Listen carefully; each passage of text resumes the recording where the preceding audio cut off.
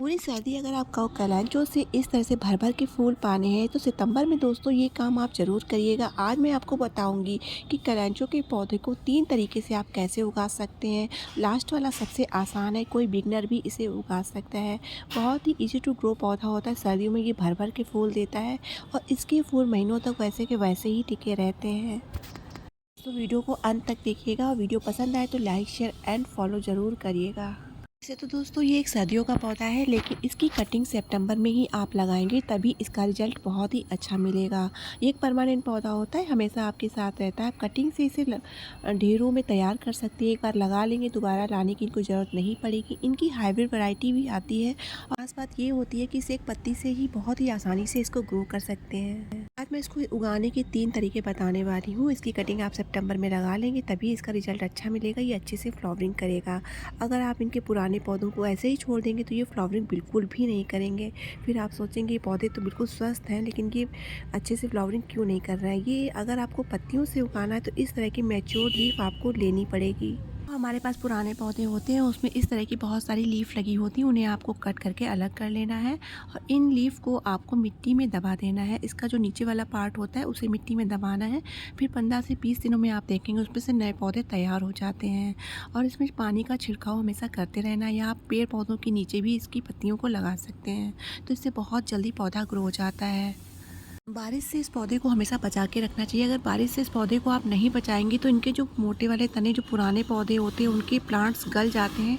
लेकिन घबराने की बिल्कुल भी ज़रूरत नहीं है, क्योंकि जो इनके गले हुए प्लांट्स होते हैं उन्हें आपको निकाल लेना है। उसके बाद आपको इनकी कटिंग कैसे लगानी है, जैसे कि कोई बिगनर्स भी होता है तो उसकी भी कटिंग आप बहुत ही आसानी से लगा सकते हैं। आप देख सकते हैं जो कटिंग से मैंने प्लांट लगाए हुए थे पिछले साल, उसमें कितनी अच्छी फ्लावरिंग हो रही है।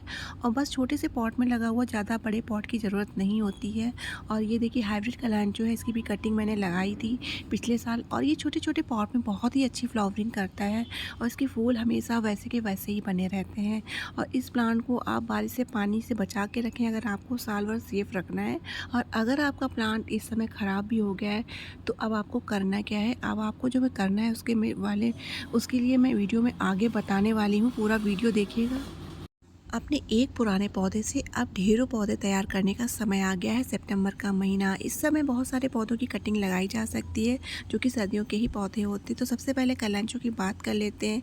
ये मेरे पुराने पौधे हैं जो कि सड़ गए थे, बिल्कुल गल गए थे, तो उन्हें मैंने निकाल लिया है, पूरी तरह से रिमूव कर लिया है गमले से। गमले को खाली कर लिया। अब करना है आपको क्या है कि जो लोग कटिंग्स उगाना नहीं जानते हैं, पत्तियों से उगाना नहीं जानते हैं, उनके लिए मैं बहुत ही आसान तरीका आज बताने वाली हूँ कैलेंचो के प्लांट को उगाने का। दोस्तों ये मेरा कैलेंचो का पौधा है जो पिछली साल का पौधा था, जिसे मैंने एक ही गमले में सेव करके रखा है।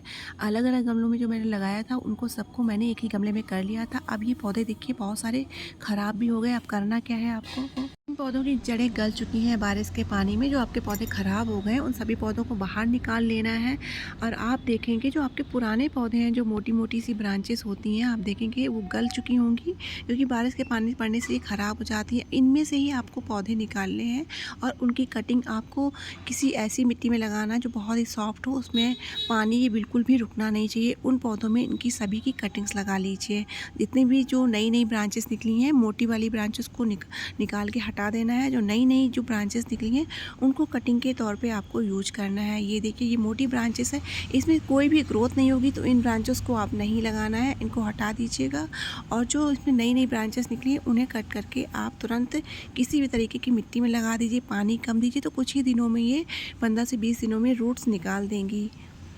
जब ये पौधे ग्रोथ करें तो आप छोटे छोटे गमलों में इन्हें शिफ्ट कर सकते हैं। और ये अक्टूबर नवंबर में फ्लावरिंग भी स्टार्ट कर देती हैं और ये अप्रैल मई तक फ्लावरिंग करती रहती हैं। तो ये देखिए पुरानी ब्रांचेस को मैंने हटा दिया। इनका यूज भी कैसे करना है वो भी मैं आगे बताने वाली हूँ। इस तरह से ये नए पौधे बनकर आप इनसे तैयार कर सकते हैं। ये नई ब्रांचेस हैं, इनसे बहुत जल्दी कटिंग्स ग्रो हो जाती हैं और ये बहुत अच्छी फ्लावरिंग भी करते हैं।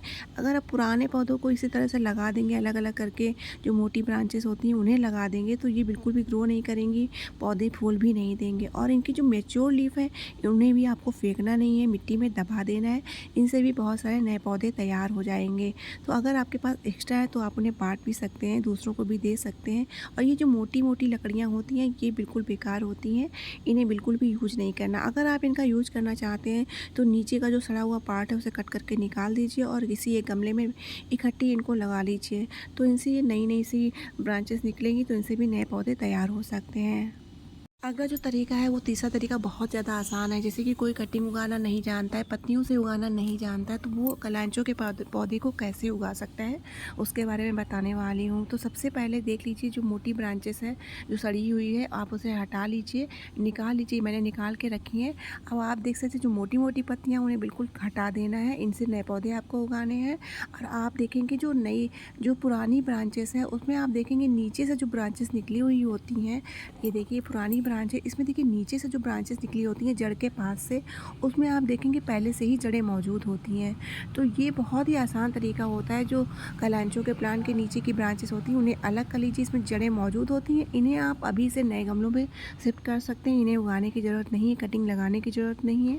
तो बिगनर्स के लिए सबसे ज़्यादा आसान तरीका होता है कि उगे उगाए पौधे भी इसमें होते हैं, उसमें पहले से जड़ें मौजूद होती हैं, इनसे भी कलांचो के बहुत सारे पौधे तैयार कर सकते हैं। ये सबसे आसान तरीका होता है और कुछ ही दिनों में अक्टूबर नवंबर में ये फ्लावरिंग के लिए भी तैयार हो जाते हैं। तो वीडियो आपको अच्छा लगता हो तो शेयर लाइक ज़रूर करना, और पहली बार देख रहे हैं तो सब्सक्राइब ज़रूर करना, फेसबुक पर पेज पर देख रहे हैं तो फॉलो ज़रूर करना। Thanks for watching.